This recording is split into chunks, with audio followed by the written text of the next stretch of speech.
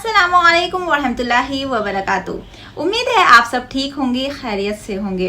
तो आज लेकर आए हैं हम आपके लिए एक नई वीडियो जिसमें हम जानेंगे कि कुरान इंसान को क्या कहता है। उम्मीद है आपको ये वीडियो ज़रूर पसंद आएगी। तो चलिए लेट्स स्टार्ट दिस वीडियो। सभी रिलीजन में एक सुप्रीम पावर होती है, तो इस्लाम के अंदर भी यही कॉन्सेप्ट है। तो सर बाकी रिलीजन के अंदर भी यही कॉन्सेप्ट है कि हर किसी में एक सुप्रीम पावर है। तो फिर हम ये कैसे कह सकते हैं कि इस्लाम ही एक सच्चा रिलीजन है? तो आप मुझे इसका जवाब दीजिए कि जब मसला असल सुप्रीम पावर है तो आप मुझसे ये सवाल करने में क्या ये सवाल वैलिड होगा कि भाई सारे मजाहिब सुप्रीम पावर को मानते हैं तो कौन सा मजहब सही है? आपको तो सुप्रीम पावर से मसला है ना, मजहब से मसला नहीं है। ठीक है सर, आपने ये कहा कि जो इस्लाम है वो प्योरेस्ट फॉर्म में है, ठीक है। लेकिन सर अगर इस्लाम प्योरेस्ट फॉर्म में है तो क्या इस्लाम पे सवाल उठाया जा सकता है? जी हाँ, कुणाल साहिब। सर जी मेरा सर ये प्रश्न था, इतने सारे रिलीजन हैं और सभी रिलीजन में एक सुप्रीम पावर होती है, तो इस्लाम के अंदर भी यही कॉन्सेप्ट है। तो सर बाकी रिलीजन के अंदर भी यही कॉन्सेप्ट है कि हर किसी में एक सुप्रीम पावर है। तो फिर हम ये कैसे कह सकते हैं कि इस्लाम ही एक सच्चा रिलीजन है? आप किस रिलीजन को मानते हैं अभी तक? जी, मैं सर किसी रिलीजन को नहीं मानता। मैं वैसे तो आपने जो सवाल किया था वो ये था कि हर मजहब में कोई ना कोई सुप्रीम पावर का कॉन्सेप्ट है, तो फिर ये कैसे मान लिया जाए कि इस्लाम ही सही है? अच्छा, मैंने आपसे पूछा था कि आप किस मजहब में हैं, तो आपने कहा मैं हिंदू था या हिंदुइज्म छोड़ दिया आपने, क्या मतलब आप क्या कहना चाह रहे थे?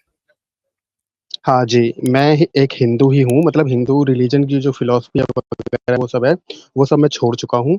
फिलहाल जो मैं है वो मेरा जो अट्रैक्शन है वो बुद्धिज़्म की तरफ ज़्यादा है, क्योंकि वहाँ पे कोई गॉड गॉड की कोई कॉन्सेप्ट नहीं है, नहीं, इसलिए। मैं समझता हूँ कि आपका जो अट्रैक्शन है बुद्धिज्म की तरफ वो इसलिए कि अंबेडकर साहब का अट्रैक्शन उधर था ना। नहीं, नहीं, एक ऐसा नहीं है।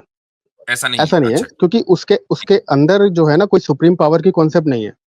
अच्छा, तो अब अगर बात यह है कि उसमें सुप्रीम पावर की कॉन्सेप्ट नहीं है, तो फिर किसी रिलीजन में जाना ही क्यों? आप बस एथीस्ट बने रहे, मतलब क्यों आपको बुद्धिज्म में जाना है? यानी असल मसला फिर सुप्रीम पावर हुआ ना कि कोई रिलीजन। हुँ, बिल्कुल, बिल्कुल। तो आप मुझे इसका जवाब दीजिए कि जब मसला असल सुप्रीम पावर है तो आप मुझसे ये सवाल करने में क्या ये सवाल वैलिड होगा कि भाई सारे मजाहिब सुप्रीम पावर को मानते हैं तो कौन सा मजहब सही है? आपको तो सुप्रीम पावर से मसला है ना, मजहब से मसला नहीं है। हाँ जी, बिल्कुल सही कह रहे हैं आप। तो आपको बात यह करनी चाहिए कि क्या सुप्रीम पावर है? नहीं है तो इस पर बात हो, अगर मसला उससे जी, है। इसी पे लेकिन अगर आपने इस चीज जी, को जी, इसी एक्नॉलेज कर लिया कि जी सुप्रीम पावर है, तो हुँ, जैसे ही आप इसको एक्नॉलेज करेंगे तो बुद्धिज्म को तो आप साइड में लगा दीजिए। आप खुद ही कह रहे हैं कि उसमें सुप्रीम पावर का कॉन्सेप्ट नहीं है, एकदम साइड में लगा दीजिए। अब वो आपके लिए सूटेबल नहीं है। अब आपके सामने चंद ऑप्शन रह गए, आपको उसको एक्सप्लोर करना है। जी, तो अगर आप इस तरह सोच रहे हैं तो ठीक है, हम आगे बढ़े। लेकिन अगर आप इस तरह नहीं जी, सोच जी। रहे, आप ये कह रहे कि नहीं जी मैं तो सुप्रीम पावर से ही मसला है मुझे, मैं तो बुद्धिज्म में जाऊंगा, तो फिर मैं इस्लाम या हिंदुइज्म या क्रिश्चियनिटी पर बात करके क्या करूं? नहीं सर, मेरा जो इश्यू था वो था सुप्रीम पावर के ऊपर ही, क्योंकि हर एक रिलीजन ने अपने-अपने नए नाम दे रखे हैं, बाकी चीज़ एक ही है। आप समझ रहे ठीक हैं? है, आप सुप्रीम पावर को तस्लीम कर रहे हैं या नहीं कर रहे? ये मेरा क्वेश्चन है। नहीं सर, मैं इसको मतलब एक्नॉलेज नहीं करता कि दुनिया में कोई भी सुप्रीम पावर होती है, क्योंकि अगर ओके, होती तो किसी न किसी रिलीजन को मिल चुकी होती अब तक। तो आप तो खुद ही कह रहे हैं, तो कॉन्ट्रडिक्शन हो गया। एक तरफ आप ये कह रहे हैं कि हर मजहब में सुप्रीम पावर है, नाम अलग अलग हैं, तो इसका मतलब ये कि सब मजहब वालों को मिल गई सुप्रीम पावर, यानी सुप्रीम पावर का की तरफ हिदायत। आपके एतबार से, हमारे एतबार से नहीं, आपके एतबार से सारे मजहब वाले कि सुप्रीम पावर को मानते हैं, नाम अलग अलग है, तो सब एक ही जात को मान रहे हैं ना, हुँ। तो मिल तो गई। जी, और इसीलिए लोगों में अब से वो बढ़ता है, मतलब क्या बोलते हैं, एनमिटी बढ़ती है कि नहीं, नहीं, मेरा मेरा जो ईश्वर है वो आपके ईश्वर से बेहतर है। इसमें फिर नहीं भावना देखें, बेहतर की आ नहीं जाती नहीं, है, किसका अच्छा है। ये नहीं, ये चीज जो है ना, ये आपने जो बात कही है ये एक बहुत ही आम और सतही लेवल की है। अगर आप थियोलॉजी को नहीं समझेंगे तो फिर इस तरह की बात करेंगे। मैं उसकी मुख्तसर वजाहत करूंगा, फिर मैं, अगर आमिर भाई को कुछ ऐड करना होगा तो जरूर करें।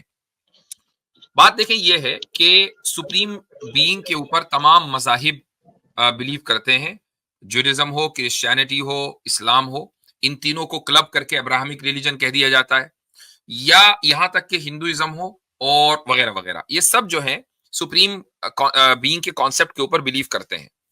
होता यहां पर यह है कि देखना यह कि किसके यहां ये कॉन्सेप्ट प्योरेस्ट फॉर्म में पाया जाता है। नाम आप कुछ भी कह लें, आप उसको ईश्वर कह लें, परमेश्वर कह लें, गॉड कह लें, अल्लाह कह लें, लेकिन वो नाम दे कि जो उसके शाया निशान हो, बिफिटिंग टू हिज मैजेस्टी, तो ये आप नाम देंगे तो चलेगा, वरना कोई भी आप ऐसा नहीं कि जॉन पॉल आप उसको कह दें।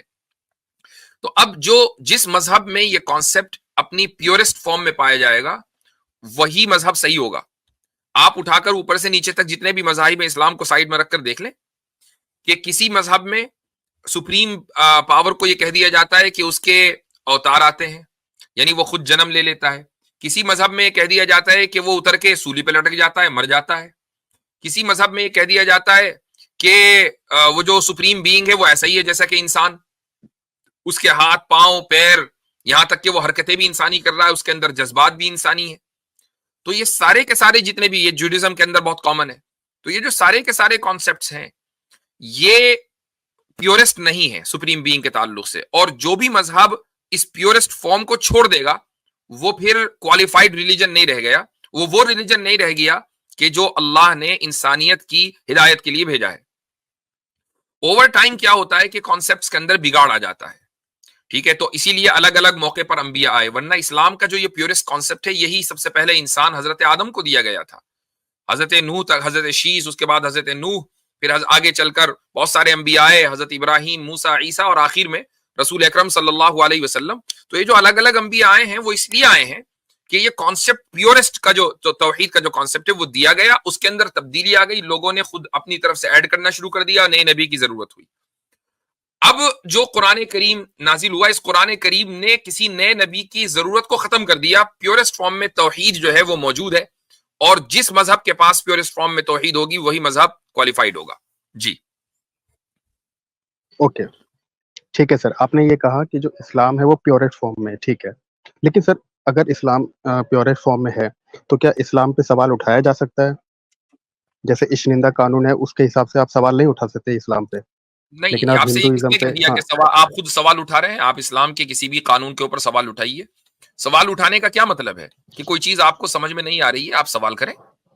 भाई कुरान तो खुद ही कह रहा है कि फसलू अहल जिक्र, कुरान में कहा है कि जो लोग इल्म वाले हैं, अल्लाह वाले हैं, उनसे सवाल करो।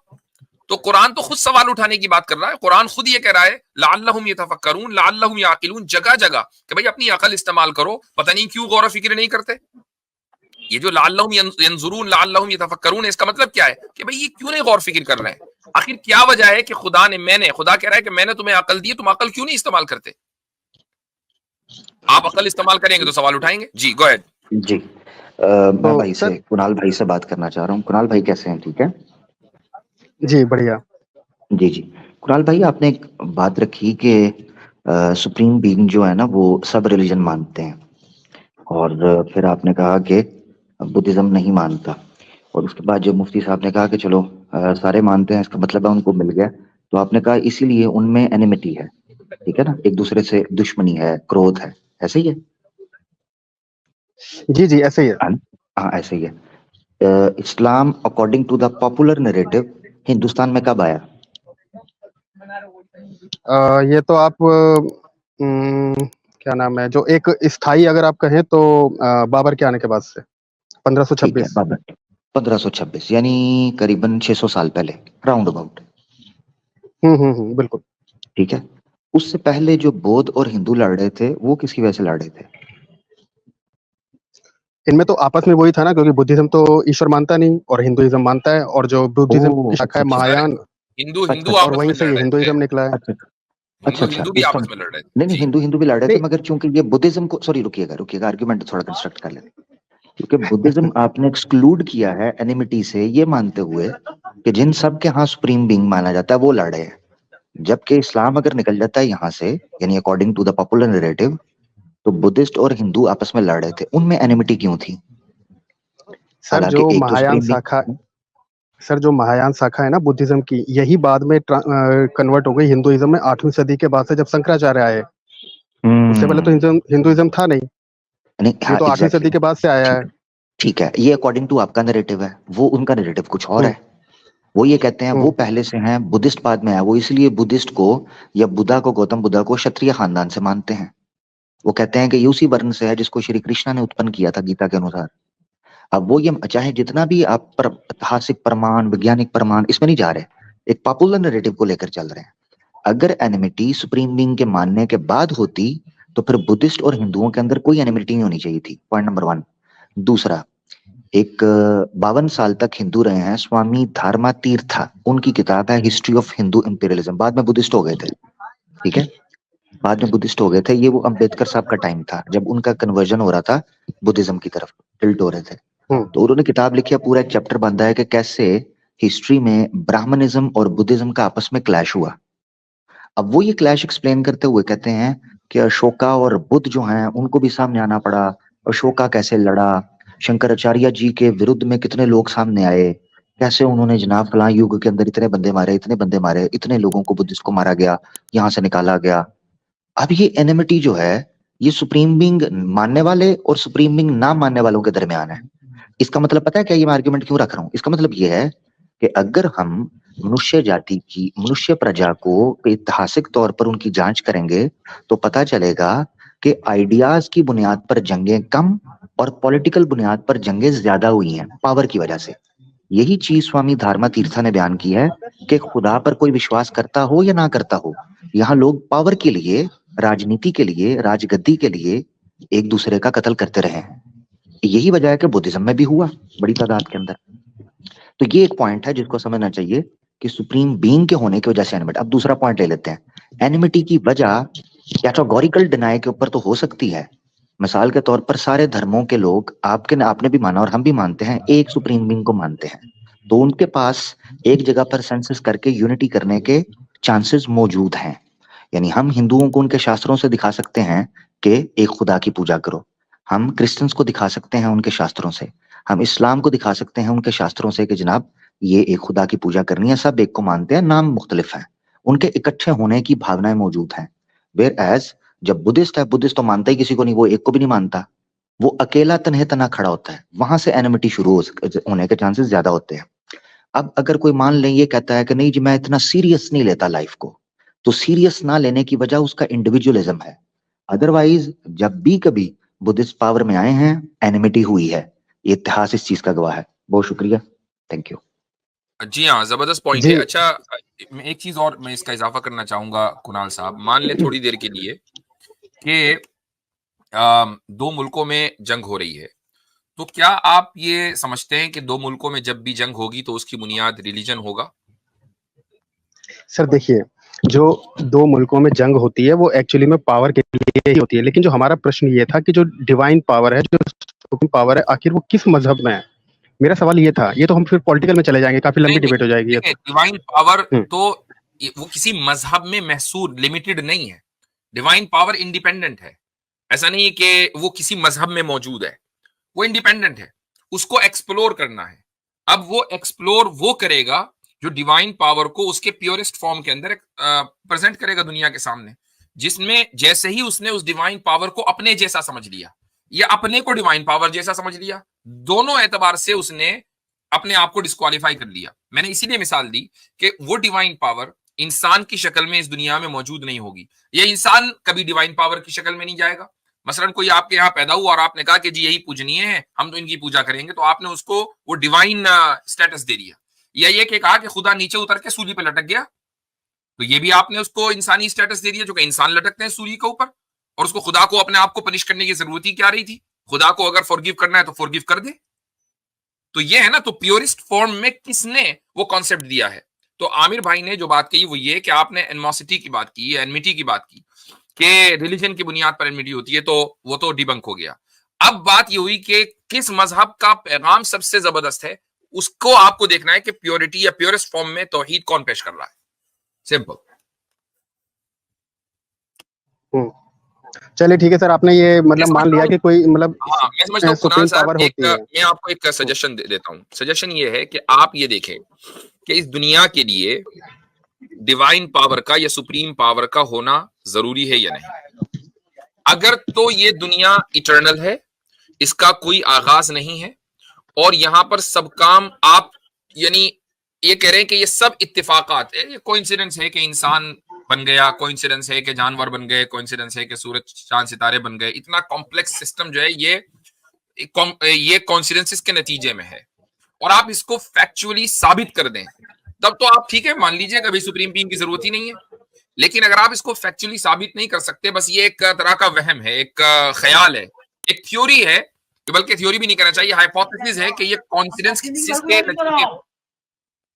कोइंसिडेंसेस के नतीजे में ये सारी चीजें हुई हैं। अगर ये सिर्फ हाइपोथेसिस या किसी का वहम और ख्याल हो तो फिर आपको ये मानना पड़ेगा कि ये चीजें खुद ब खुद वजूद में नहीं आई हैं, इनका कोई ना कोई पैदा करने वाला है। ये जो आपने कहा ना कि जी सुप्रीम बीइंग नहीं होना चाहिए, पहले इस पर गौर कीजिए और इस पर बात कीजिए इंशाअल्लाह। तो सर आपके कहने के हिसाब से ये जो धरती पे जो हम मनुष्य रह रहे हैं, पेड़ जीव जंतु जो जितने भी हैं, ये सभी ये जो रीजन है इनके पीछे एक डिवाइन पावर है। आपके कहने का मतलब ये है, बस लोगों ने उसके नाम अलग अलग रख लिए हैं, ऐसा ही है? बिल्कुल बिल्कुल ऐसा ही है। एक क्रिएटर है जिसने इन सब चीजों को क्रिएट किया है। ओके, चलिए ठीक है। तो फिर सर अगर कोई विपदा आती है, जैसे अभी हमारे इंडिया में ही एक टनल में कई लोग फंस गए थे, तो हमारे यहाँ इतने सारे देवी देवता, इस्लाम और बहुत सारे रिलीजन है इंडिया में, तो कोई भी सर काम नहीं आया। तो सर फिर इस पे भी आप थोड़ा बताएंगे कि जब उसकी वजह से सब कुछ हो रहा है देखें तो फिर दूसरे अगर कोई रिलीजन गलत का तो चीज मैं नहीं होती कह है। सकता, दूसरे रिलीजन का तो मैं नहीं कह सकता, लेकिन मैं अपने रिलीजन का यानी इस्लाम के बारे में मैं बात कर सकता हूँ। हमारे यहाँ पूरा एक कॉन्सेप्ट है जिसको हम कहते हैं द कॉन्सेप्ट ऑफ ईवल। और ईवल का मतलब यह है कि जिंदगी के अंदर परेशानियां आएंगी। अगर कहीं परेशानी आई, टनल वाली बात बाय द वे पहले भी हो चुकी है उत्तराखंड में, और इस वीडियो में यानी हमारी स्ट्रीम में एक साहब आए थे और टनल बिल्कुल एग्जैक्ट वही बात की थी जो आपने की है। तो दुनिया में प्रॉब्लम्स आएंगी, परेशानियां आएंगी, ईवल मौजूद है।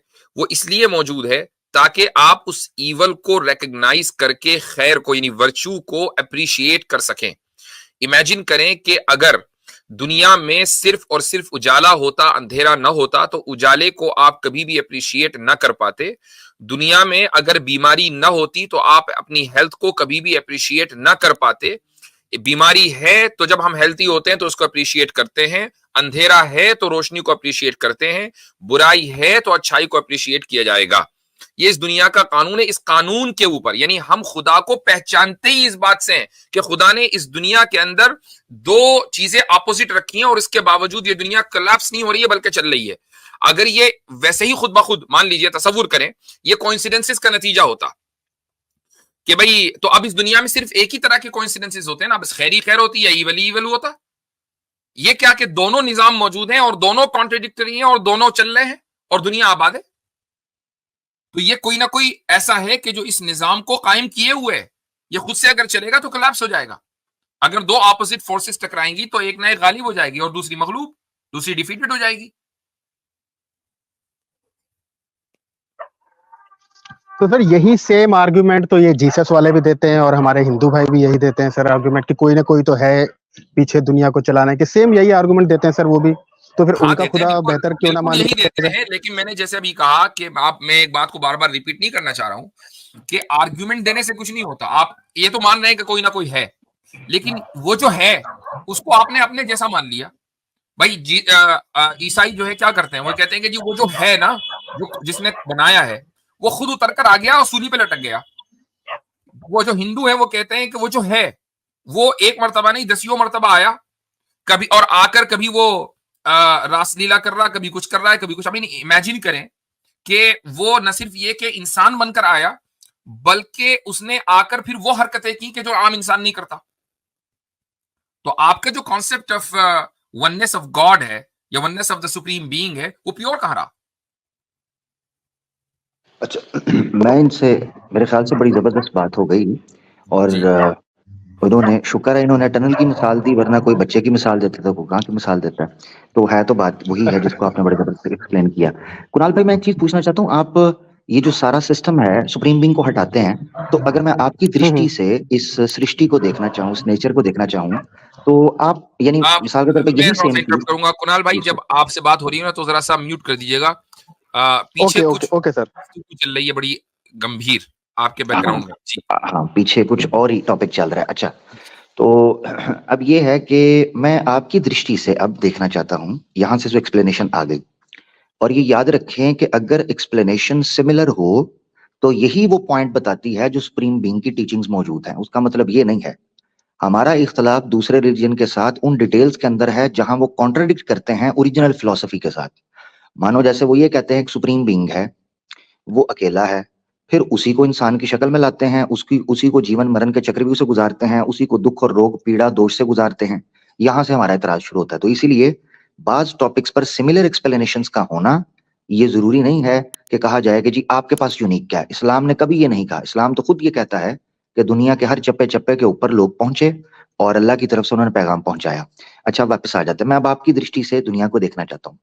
ये जो टनल के अंदर लोग मरे थे, या जल्जलों में, भूकंप के अंदर या सुनामी के अंदर लोग मरते हैं, आपकी एक्सप्लेनेशन क्या है? मैं थोड़ा सा आपकी दृष्टि से चीजों को देखना चाहता हूँ।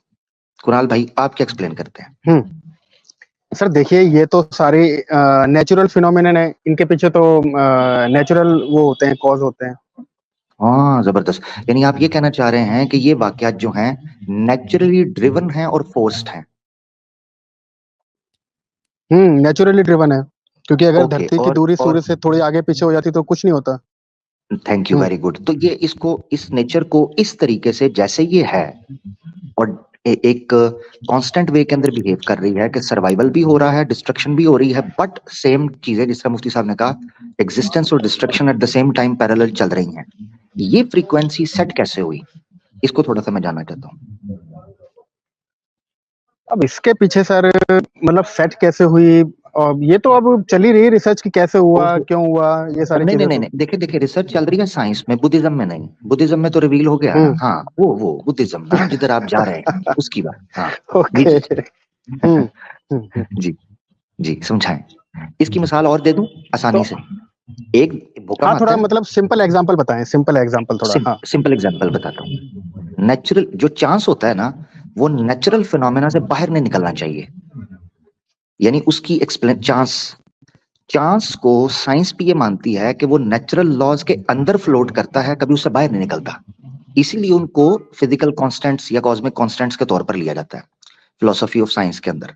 अब मैं सिंपल मिसाल देता हूं आपको। भूकंप आया, ठीक है, अर्थक्वेक आया, बिल्डिंग गिरी, नौजवान जो कि सर्वाइवल नेचुरल फिनोमेना को सामने रखते हुए सर्वाइवल कर सकते थे, वो मर गए। एक बच्चा जो अपना सेल्फ डिफेंस किसी तौर पर भी नहीं कर सकता था, वो बच गया। मुझे इसको एक्सप्लेन करेंगे कैसे? अरे सर, ये तो सर कोई वो नहीं हुआ कि मतलब एक बच्चा बच गया। अब ये थोड़ी कह सकते हैं कि वो आपने जब नेचर को फोर्स किया ना, आपने कहा ना कि चांस जो है वो नेचुरल फिनोमेना के तहत होना चाहिए, उसको ये समझ नहीं रहे, उसको थोड़ा सा एलैबोरेट कर दें। जी, यूं समझें। नहीं, आपकी बात में समझ गया कि मतलब कुछ जो लोग थे, अगर वो डेथ को हो गए, लेकिन एक छोटा बच्चा था बेचारा, कुछ कर भी नहीं सकता था, लेकिन वो बच गया। आप इस आधार पे जानना चाह रहे हैं ना मुझसे? एग्जैक्टली, क्योंकि उसकी नेचुरल एक्सप्लेनेशन नहीं हो सकती। मसलन सर्वाइवल है, कोई बचा लेता उसको, भूकंप के नीचे से 7-7 8-8 दिन बाद न्यूज बताती है बच्चे निकलते हैं, वो कैसे? उसकी मुझे चीज चाहिए। जी, तो सर इसमें हम ये थोड़ी कह सकते हैं कि मतलब कोई भगवान था तो उसने उसे बचा लिया, ये तो बिल्कुल नहीं कह सकते। मैं नहीं जानना चाह रहा। हाँ, मैंने देखा आप फिर ऑपोजिट जा रहे हैं। मैं आपसे आपकी दृष्टि से इसको देखना चाह रहा हूँ। आप कोई ऐसी एक्सप्लेनेशन दें कि मैं अंडरस्टैंड कर जाऊं कि सुप्रीम बीइंग की जरूरत नहीं है बीच में, वो दे। सर वो बच्चा किसी भी तरह से बच गया होगा, किसी टेबल के नीचे होगा या किसी के भी नीचे होगा। सर किसी के भी नीचे हो सकता है वो। नहीं, टेबल के नीचे। देखिए मेरी बात सुने, जो आप एक्सप्लेनेशन दे रहे हैं ना, जो किस तरीके से बच सकता है, जब उसको निकाला जाता है तो पता चलता है कि वो किस तरह बचा है, क्या नहीं बचा। वो एक वो कहते हैं अनएक्सपेक्टेड चीज है। ऐसा मिरेकल हुआ है कि हमें नहीं पता। उसकी वजह मैं बताता हूँ क्यों। अडल्ट्स नहीं बच पाते। अगर टेबल के नीचे बचना होता, अगर सर्वाइवल इंस्टिंक्ट किसी को बचाती होती, तो अडल्ट्स को ज्यादा बेहतर तरीके से बचना चाहिए था, क्योंकि वो सर्वाइवल में ज्यादा। मिसाल के तौर पर मैं आप पे अटैक करता हूं, आप 28-30 साल के कड़ियल जवान हैं, ज्यादा चांसेस ये हैं, नेचर ज्यादा ये चीज दर्शाती है कि आप बच सकते हैं क्योंकि आप जवान हैं। मगर एक बच्चा जो 5 साल का, 3 साल का है, उसके ऊपर मैं अटैक करूंगा, नेचर नहीं मुझे अलाउ करे, यानी नेचर उसको अलाउ नहीं करेगी कि वो डिफेंस कर सके। ठीक है, बाय चांस ही वो बच सकता है ना, यही कहना चाह रहे हैं ना आप, मगर वो भी नेचर के अंदर रहना चाहिए, बट आप उस चीज को एक्सप्लेन नहीं कर पा रहे, ये है बात। नहीं सर, देखिए ऐसा हुआ कि हमारे इंडिया में कुछ बच्चे जो बोरवेल होती है ना उसमें गिर गए थे, तो उसमें से कुछ बच्चे तो बच गए थे, लेकिन कुछ बेचारे इतने भाग्यशाली नहीं थे, वो आप बेचारे यही तो बता नहीं रहा बच हूँ पाए। मैं देखें जी कुणाल जी साहब, सर। एक सिंपल सिंपल सी बात है, वो ये है कि आपने कहा कि टनल जो कोलैप्स हुई थी, या जो दुनिया में जितने भी डिजास्टर्स आते हैं ना, इसको गौर से सुनिएगा जो कहा जा रहा है, ये सारे के सारे नेचुरल कॉजेस के तहत होते हैं। नेचुरल एक कॉज हुआ, उसकी वजह से कोई ना कोई इफेक्ट हो गया, टनल गिर गई या व्हाटएवर, ठीक है, आपने ये बात कही। ओके, अब हम ये कहते हैं कि दुनिया में जितने भी हादसा हो रहे हैं उसके पीछे पीछे कोई ना कोई नेचुरल कॉज है। वो जो नेचुरल कॉज होगा वो जो नेचर जो हमारा फिनोमिना है उसके तहत होगा, ठीक। अब होता यह कि एक रेयरेस्ट सिचुएशन में एक बच्चा, जलजला आता है और पूरी बिल्डिंग उसके ऊपर गिर जाती है, बड़े बड़े स्लेब कंक्रीट के उसके ऊपर गिर जाते हैं, इसके बावजूद भी वो बच जाता है। इस तरह की कई मिसालें अभी गज्जा से आ रही हैं कि ऊपर बम गिराया, पूरी बिल्डिंग नीचे गिर गई, और कई दिन के बाद, एक हफ्ते के बाद, 5 दिन के बाद, छोटा सा बच्चा जो दूध पीता बच्चा है वो जिंदा निकल कर आ रहा है, उसको निकाला जा रहा है, मलबे के अंदर दबा हुआ है, जबकि बड़े नहीं बचते हैं। तो उसके पीछे चांस है, ठीक है। अब इस चांस की आपको इसकी वजाहत करनी है बुद्धिज्म के हवाले से, चूंकि आप उधर जा रहे हैं कि बुद्धिज्म ने इस चांस को कैसे एक्सप्लेन किया। तो साइंस क्या कह रही है उसको छोड़ दीजिए, चूंकि आप साइंटिस्टिक नहीं है ना, आप तो बुद्धिस्ट बन रहे हैं। थैंक यू मुफ्ती साहब, thank you for this easy और सिंप्लीफाइड जी एक्सप्लेनेशन। जी कुणाल जी भाई। हाँ, तो देखिए सर, आप मुझसे बुद्धिज्म के माध्यम से पूछना चाह रहे हैं इसका वो इसलिए कह रहे हैं चूंकि आप बुद्धिज्म में इस वक्त इंटरेस्ट रखते हैं, या तो आप ये कहें कि भाई मुझे जी बुद्धिज्म में कोई इंटरेस्ट नहीं, मुझे किसी भी रिलीजन में इंटरेस्ट नहीं, तो जाहिर है फिर बुद्धिज्म का कोई क्वेश्चन। लेकिन अगर आप अपना एक जहन बना चुके कि शायद ये बुद्धिज्म जो है ना यही आंसर करेगा मेरे प्रॉब्लम की, तो इस प्रॉब्लम का आंसर क्या है वहां? चूंकि आपने तमाम मजहबों को इसलिए रिजेक्ट किया है कि प्रॉब्लम ऑफ ईवल का आपकी नजर में इनके पास कोई आंसर नहीं है, तो हम ये Yes. पूछ रहे हैं कि उस प्रॉब्लम ऑफ ईवल का जो चांस की बुनियाद पर होती है, बुद्धिज्म में क्या आंसर है वो बताइए। सर, बुद्धिज्म में सर देखिए, ना तो उसमें आत्मा होती है ना परमात्मा होती है, उसमें सर ये दे रखा है अपदीपो भव, अपने दीपक स्वयं बनो, मतलब खुद से ही आप अपना वो कर लो, मतलब अच्छे इंसान बनो। उसमें मतलब जो बेसिक फिलोसफी ये है कि अच्छा आप इंसान बनो, उसके लिए उसमें कुछ नियम वगैरह दे रखे हैं। नहीं, ये चीजें समझ देखें, हम्म, दो चीजों में फर्क है। एक है कि आपके हम्म, कर्म कैसे होने चाहिए, अभी वो डिस्कस नहीं हो रहा, अभी वो सिचुएशन डिस्कस हो रही है जिसको प्रॉब्लम ईवल या वो डिस्ट्रक्शन है, ये डिजास्टर है जिसको रिलीजन के ऊपर या सुप्रीम बीइंग को चैलेंज करने के लिए किया जाता है। अब जानना ये है कि बुद्धिस्ट तो उस एंटिटी को या उस फिलोसफी को निगेट कर चुका है, उसकी जगह आप क्या एक्सप्लेन करेंगे? आप कर्म ना वहां बताएं कि कर्म क्या होंगे, मैं जानना चाह रहा हूँ डिस्ट्रक्शन क्यों हो रही है, इस तरफ फोकस करें जी। सर इस चीज का मुझे नहीं लगता कि उसमें कुछ दे रखा होगा, उसमें तो सारे नेचुरल लॉ दे रखे हैं, भाई सब कुछ नेचर के हिसाब से होता है। थैंक यू, ये नेचुरल नहीं है, क्योंकि नेचुरल फिनोमेना जो है वो काम करते हैं उन एक्सपेक्टेशंस के ऊपर जो हमारे सामने फिजिकल फिनोमेना एक्सप्रेस करता है, ठीक है। इसको आप एक मिसाल से यूं समझ लें कि आप अगर आग जलाएंगे और उसके ऊपर कोई बर्तन रखेंगे, उसमें पानी होगा, तो पानी बॉयल होगा ही होगा। ये नहीं होने का कि आपने आग जला रखी है, पानी बॉयल होने के बजाय ठंडा हो गया, ये तो नहीं होगा ना। यानी नेचर जो काम करेगा वो एक ही तरीके से काम करेगा। तो बिल्डिंग गिरेगी और अगर उस बिल्डिंग के में 100 बंदे हैं और 100 में से 99 जो अडल्ट हैं वो मर रहे हैं, बच्चा बच गया, तो उसने एक तरह से काम नहीं किया, कुछ और हुआ है यहाँ पर। वो क्या है? ये एक्सेप्शंस नहीं होनी चाहिए, आसान लफ्जों में जिस तरह कहा, ये एक्सेप्शंस जो है ना ये सवाल खड़ा करती हैं, और प्रॉब्लम ईवल की वो एक्सप्लेनेशन ही फिट बैठती है जो अल्हम्दुलिल्लाह इस्लाम ने पेश की है। अदरवाइज आप ब्लैंक हो जाएंगे, जैसे आप अभी कह रहे हैं कि हमारे पास कोई नहीं है, क्योंकि वो कर ही नहीं पाएंगे उसको। बहुत शुक्रिया, थैंक यू, इतना ही है। ठीक है मेरे भाई। सर मेरे नहीं, आपकी बात सही है, लेकिन सर आप फिर उसका तो आप बताइए ना, फिर उसका क्या पीछे रीजन है? आप उसका नाम कोई डिवाइन पावर देना चाहते हैं कि उसकी वजह से हो पाता है? ऑब्वियसली बात है कि डिवाइन पावर ने इस दुनिया को जो बनाया है वो कॉज एंड इफेक्ट के सिस्टम पर ऊपर बनाया है, हम कॉज एंड इफेक्ट का इनकार नहीं कर रहे हैं, लेकिन उस डिवाइन पावर का इंटरवेंशन भी होता है, उसकी कोई ना कोई विजडम हो सकती है। वो विजडम ये भी हो सकती है कि उस बच्चे को जिंदा रखना है, आगे चलकर उससे कोई काम लेना है, उससे कोई खैर निकलनी है, कोई शर निकलनी है, वो कुछ भी हो सकता है। वो आगे चलकर जब वो बच्चा बड़ा होगा तब आपको अंदाजा होता है कि हाँ भाई इस बच्चे ने बड़े होकर ये काम किया। कितने ही वाकयात ऐसे हैं कि मसलन कि एक ऐसा मौका आया कि शायद वो बच्चा जिंदा न रहता, लेकिन बड़े होकर उसने ये कारनामे अंजाम दे दिए। तो वो खुदा की कोई भी हिकमत हो सकती है, खुदा की सारी हिकमतें और उसकी विजडम हम इंसान कभी जान ही नहीं सकते, लेकिन आपके पास इसके अलावा कोई दूसरी एक्सप्लेनेशन नहीं है कि वो खुदाई या डिवाइन इंटरवेंशन की वजह से वो बच्चा बचा है। ठीक है सर, आपके हिसाब से वो डिवाइन पावर है क्रिएशन, और उसके हिसाब से मतलब क्या आपने बोला था कॉज एंड क्या बोला था सर आपने? Cause and effect. हाँ, कॉज एंड इफेक्ट। ठीक है ठीक है ठीक है। तो सर इस हिसाब से फिर उस डिवाइन पावर को भी बनाने वाला कोई होना चाहिए ना? ये कैसे कह दिया आप मानते हैं इस चीज को? मल्टीपल टाइम्स, यानी ये हजरत बेसुधरी हो रही है। हाँ, अब आप देखें कहीं और चले गए। हाँ। लेकिन अगर आप एक आसिम भाई ने एक जुमला बोला था बड़ा जबरदस्त, उसी को मैं मुस्तार ले रहा हूँ, उसी को मैं बोरो कर रहा हूँ। उन्होंने बोला था कि कुछ लोग ये कहते हैं कि if everything is created by God then who created God. यही तो सवाल है ना आपका? जी जी जी जी। हाँ, तो इसका जवाब उन्होंने दिया था, और शायद उन्होंने आई डोंट नो, लेकिन मेरा मैं उन्हीं के अल्फाज में कह रहा हूं कि if every bread was baked by a baker then who baked the baker. अब मुझे बताएं who baked the baker. Sir देखिए, मैं आपको ना बहुत ही एक छोटा सा एक वो देता हूँ सर आपको एग्जांपल, कि जो हमारी जो धरती है, पृथ्वी है, इसके ऊपर जितने रेत के कण हैं उससे कहीं ज्यादा हमारे पूरे ब्रह्मांड में, यूनिवर्स में ग्रह होंगे, नक्षत्र होंगे, तारे होंगे। तो सोचिए सर, इतने ज्यादा जो ग्रह नक्षत्र तारे हैं उसको बनाने वाला कितना बड़ा होगा वो डिवाइन पावर। जंप हो रही है, जंप हो रही है जी, जंप हो रही है।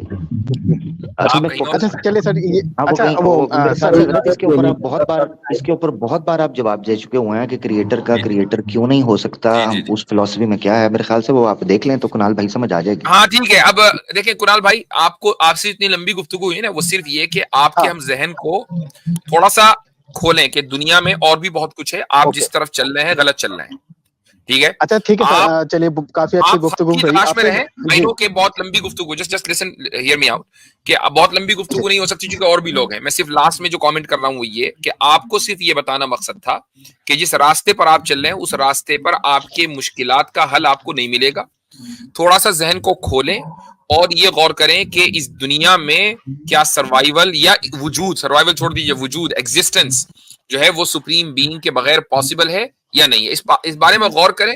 अलग अलग रिलीजन को आप पढ़ना चाहे पढ़ें, और हमारे पास आते रहें, हमारी स्ट्रीम्स देखते रहें, इंशाल्लाह आपको फायदा होगा। ठीक है, ओके सर। एक लाइन सर बोली थी। हेलो जी बोलिए, लास्ट लाइन। जी सर। हाँ जी जी जी बिल्कुल सर। हमारी तो दिक्कत ये है कि सर जो हम नास्तिक है ना सर, हमें तो सर गालियां हिंदुइज्म से ही पड़ती है, आपकी तरफ से ही पड़ती है, और जीसस की तरफ से ही पड़ती है। तीनों तरफ से गालियां पड़ती है। हमने आपको कौन सी गाली दी है? आप देखिए इतने शानदार माहौल में आपसे बात हुई है। नहीं, आपकी बात नहीं कर रहा हूँ, मतलब एक वैसे वे में कह रहा हूँ, मतलब तीनों लोग देते हैं। तो आप हम नहीं दे रहे, आप हमारे चैनल पर आते रहा करें इंशाल्लाह। जी जी बिल्कुल सर, बिल्कुल बिल्कुल, शुक्रिया सर। Okay sir. वैसे आपकी टीम की तरफ से हम सबको ही मिल रही होती हैं, ये भी कसर निकाल लेते हैं ना आपके बुद्धिस्ट लोग। जी।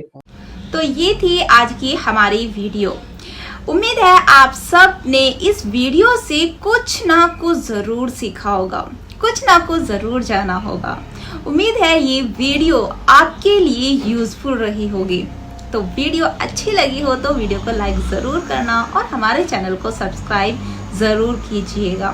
जज़ाकल्लाहु खैरन कसीरा। अस्सलामु अलैकुम व रहमतुल्लाहि व बरकातुहू।